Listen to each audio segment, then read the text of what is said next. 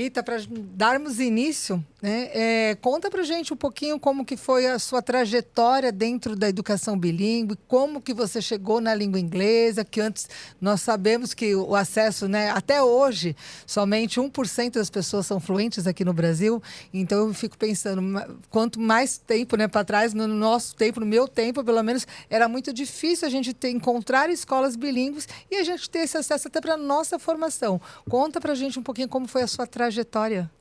Pois é, eu acho que as línguas, né, o contato com língua na minha vida começou por meio de escola de idiomas, porque a escola regular, de fato, naquela época, não tinha essa preocupação. Na verdade, a preocupação com a formação de bilíngues dentro da educação básica, ela é um movimento recente, um movimento cheio de tentativas, de acertos, de erros, mas eu comecei a aprender o inglês como primeira língua estrangeira, como a gente falava na época, né? Em escola de língua. Eu gostava, eu me interessava. Os professores diziam que eu tinha uma certa facilidade, e aí resolvi fazer um curso e comecei numa das escolas de idiomas populares no Brasil e saí de lá fluente. Eu acho que tem um pouco do gostar, sim, tem um pouco da facilidade Sim. com línguas, né? Eu sou uma pessoa muito da área de humanas, com as minhas limitações, com as quais eu já fiquei confortável na área de exatas e nas outras áreas, mas sempre tive muita facilidade com línguas e desde muito cedo eu tive essa ideia de que eu ia para a escola, eu ia trabalhar com escola, eu seria professora. E professora de quê? A gente fica naquela, né? Aquela dúvida. Eu sabia que a minha área era letras, era alguma coisa mais ligada ou às linguagens ou às humanidades. Comecei a lecionar inglês muito cedo, porque eu me tornei fluente cedo, mas me incomodava aquilo de ensinar língua. E eu, naquela época, não sabia por quê. Né? Foi só depois de uma longa trajetória em escolas de língua de grande porte, né? Aqui em São Paulo, escolas onde eu fui muito feliz e onde eu aprendi muito, mas foi dali que eu dei esse passo para a educação bilíngue, quando eu disse, não é isso que eu quero fazer, não é a escola de língua que hoje me faz feliz, falta alguma coisa, eu quero ir para a educação básica.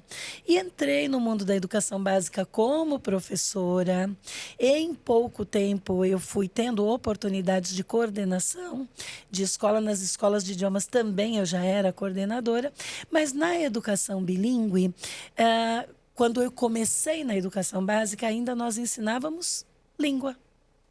O objetivo era ensinar língua, não era ensinar o que a gente entende hoje por educação bilíngue, onde você traz conteúdos, você traz experiências de vida muito significativas, acadêmicas, por meio de uma língua adicional, não é? Então, o foco deixa de ser exclusivamente a língua e passa a ser formar sujeitos que sejam capazes aí de interagir sobre qualquer assunto curricular, também na língua adicional. E isso começou a se aproximar da minha vida e eu nem sei te dizer direito como, porque era um interesse meu de tornar as minhas aulas mais interessantes.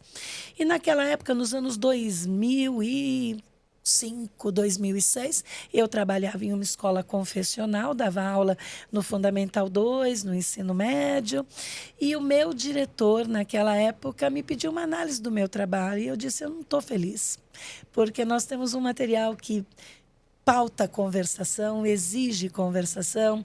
Nós temos aqui uma sala que não comporta uma estrutura de conversação, ou o material escolhido está errado, ou a estrutura de sala está errada.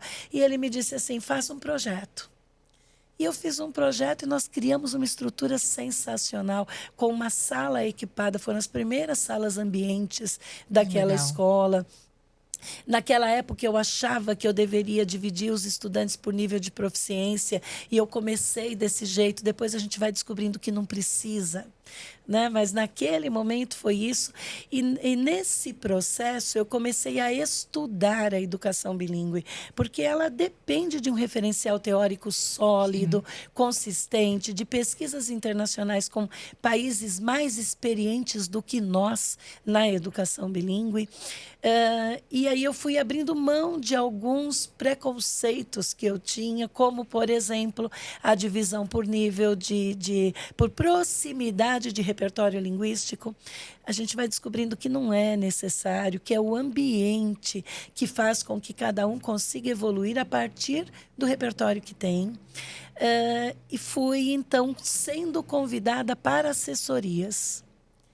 E foi aí que eu me vi assim, em situações em que eu tinha menos experiência, às vezes, do que o professor que estava lá. E eu precisei estudar muito e aprender muito com esses professores para fazer o trabalho que eu faço hoje, né? Eu falo que cada aula que eu assisto, cada sala que eu entro, eu saio de lá diferente, porque eu sempre vejo uma coisa naquela aula para aprender.